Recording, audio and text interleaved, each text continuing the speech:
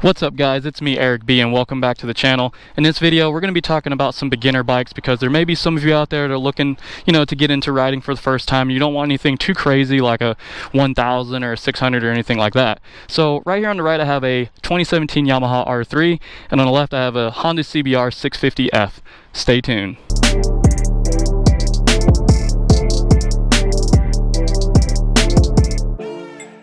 Alright, so I wanted to do this video because I get asked the question quite a bit, hey, what type of bike should I start on if I'm new to riding?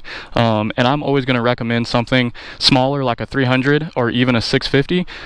Typically never a 600 or 1000. It's a little bit too much for some people, but hey, some people can handle that. So right here, like I said, I have the R3 and this Honda CBR 650, and these are the only two bikes I could really get my hands on right now.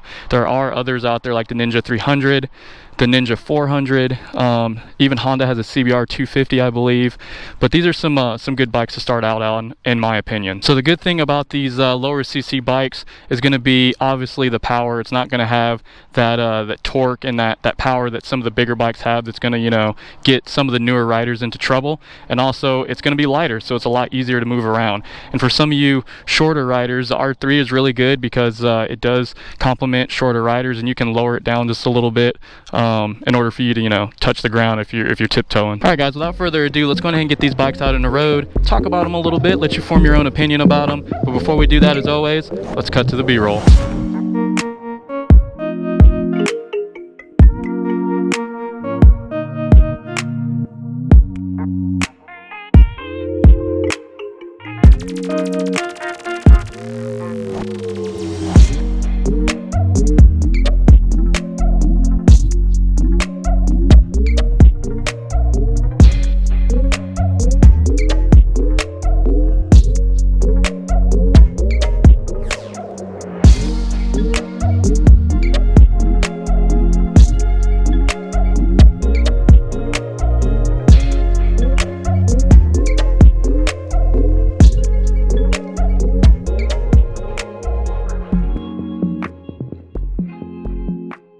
Alright, let's do it.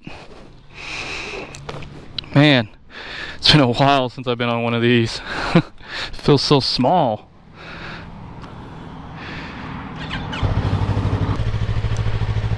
Okay, as always, I want to start off talking about the ergonomics and things like that, because like I said, you have some people that are going to be a little bit shorter and stuff like that that have issues with riding this. And obviously I'm a really tall dude, so sitting on this, it feels really low and my knees are really bent. So it shouldn't be an issue with shorter riders. I even know some people that's lowered them down just a little bit more just to get a little bit, better footing and stuff on the ground.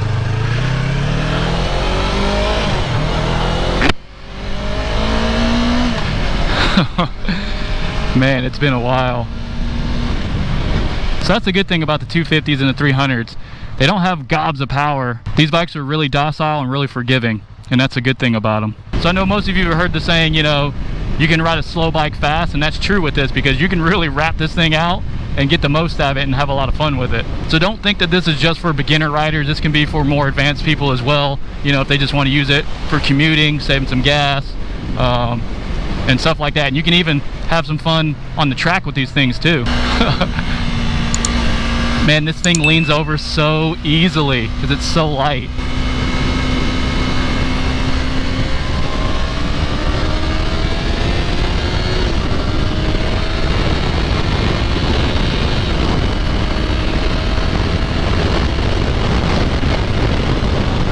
So this isn't going to be too bad on the highway or anything in traffic. It is going to have enough power to get you out of any kind of trouble or anything like that. It's not crazy, but it's enough, you know what I'm saying? This thing will top out at about 100 miles an hour, just depends on how much you weigh. This is a parallel twin engine, 300 cc's, pushing out right around 40 horsepower with about 20 foot-pounds of torque. And hey, it's not a bad little engine either. Like I said, when I had my R3, I had a lot of fun with it. So everything on the dash is pretty good. Everything that you need, gear indicator, fuel gauge. As you can see here, we're low on fuel, so hopefully we don't run out before I get back. So this is a very simple, easy to ride bike, and I always recommend this whenever people ask me, what bike they want to start out on. Man, I feel so big on this bike. Also, this is a very comfortable bike because you're sitting more upright. You're not too hunched over or anything like that, and like I said before, it's easy to touch the ground. Alright, so the styling for this bike, out of all of the 300cc style bikes, 250s, what have you, I think the R3 looks the best in my opinion.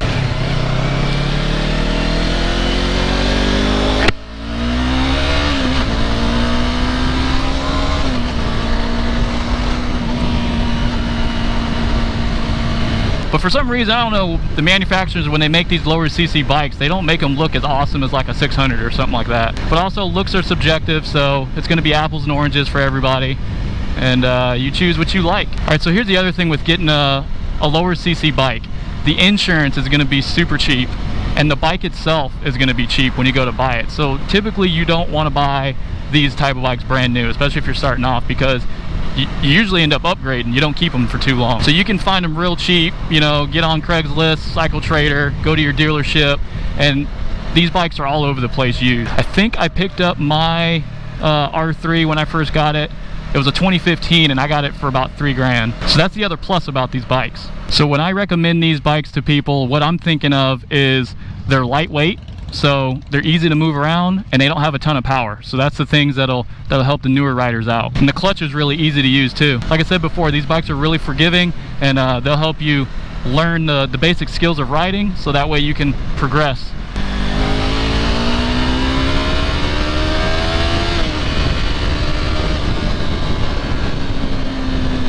You can have fun with it.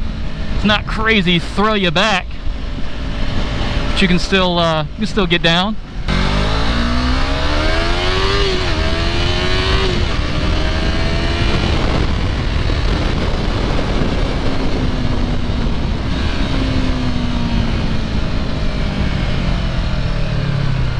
All right, let's jump on the 650. All right, little switcheroo here. I do like the dash here, I like the little digital tack and everything. Has a fuel gauge. It doesn't have a shift indicator or anything like that. Man, that clutch, you gotta really let it out on this one. Okay, right off the bat, this bike does feel a lot bigger, a lot wider in the tank. I kind of like that over the R3. And this bike is a lot heavier than the R3. The R3 is under 400 pounds. This one is right around, I think, close to 450. Oh yeah, this feels a lot better than the R3. In terms of power, this thing has about 90 horsepower and about 40 foot-pounds of torque. So this is a 4-cylinder engine. So it's not like a 600. It's got a lot less power and everything. It's down on torque a little bit, but it does give you, you know, that advantage over a 300 if you want more power. All right, let's see how this thing feels.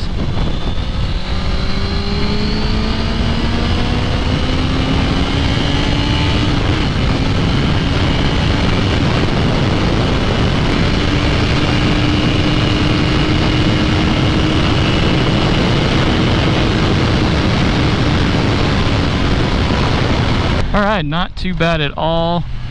This thing actually does pretty good on the highway, so this is a lot faster than the R3. As you can see, it'll definitely top out over 100 miles an hour. So the bike feels good overall. Handles pretty good. You can move it around pretty well. It has a nice upright, comfortable seating position. And the ride height isn't too high either because it's not real aggressive or anything. So really the takeaway between this and the R3 is going to be the weight and the power. If you're fine with the weight, which isn't all that bad, and you know, favor a little bit more power, then I'd definitely go with a 650 actually over a 300. It just depends on, you know, how comfortable you are with riding and what you plan on doing in the future with the bike. I think with a 650 you can keep this just a little bit longer, just because it has a little bit more power. You can have a little bit more fun with it. I remember when I had an 04 STI, thing was nasty. Had all kinds of stuff done to it. All right, now I said out of the 300cc bikes, I like the way that the R3 looks, but when it comes to this actually looks a lot better. This looks really good, and then just the body lines of this bike looks really good too.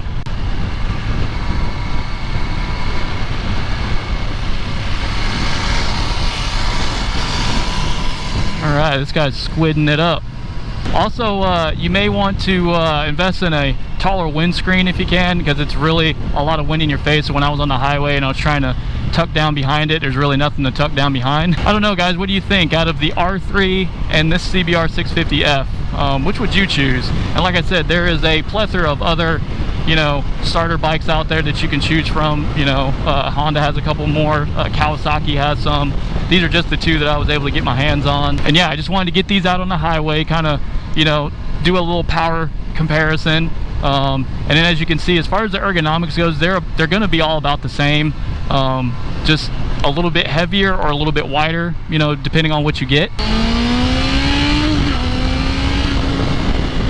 Alright, so this one does have a lot more power. It's a 4-cylinder. It's nice to play around with. You know, you get a little bit more torque in the bottom end, but it's still not nothing crazy like a 600 or 1000 that's going to get you in any kind of trouble. Now that I've actually been on a 650, this is probably something else that I would recommend to people. But I don't know, guys. Let me know what you think. What do you think about the R3? And then what do you think about something like a 650? You can't go wrong either way. But like I said before, don't buy these bikes brand new. Now you're gonna get some people that, you know, want to start out on a 600 or 750. By all means, you know, you do you. If this is your first bike and you've never been on a bike before, I highly recommend getting something such as an R3 or even a 650 or any of the other brands that are out there. You know, there's a peer pressure of, nah man, you can start on a 600 and all that, which you can, some people can. But this 650 isn't bad. All right, so we already went over the ergonomics of both the bikes. Both are really good for short rider because they're low. The only difference between the R3 and this is a little bit wider. This is a little bit heavier. And then as far as the handling goes, guys, they both have really soft suspension, so they're both forgiving, they're both docile, which is really good for beginner riders. Throttle isn't too twitchy or anything like that on both of them. The only difference is this is going to have a lot more power down low and up top because it has 2 more cylinders. So if you're looking for something with a little bit more power but nothing too crazy, I would actually recommend the 650. It's not too bad. Fuel consumption is really good too, so if you're looking for a good commuter bike, these are also some good options. Yeah, I just wanted to do a quick comparison for you guys between a 650 and a 300 so you can kind of see the differences. Obviously it's going to be the weight and the power. You can really take these bikes and wrap them out and have fun with them. This one would smoke a 300 easy. All right, that's gonna do it for me, guys. Go ahead and leave me some comments down in the comment section below if you got any questions or anything like that. If you're new to the channel, be sure to subscribe, leave me a like, guys, and I'll see you in the next one. Peace.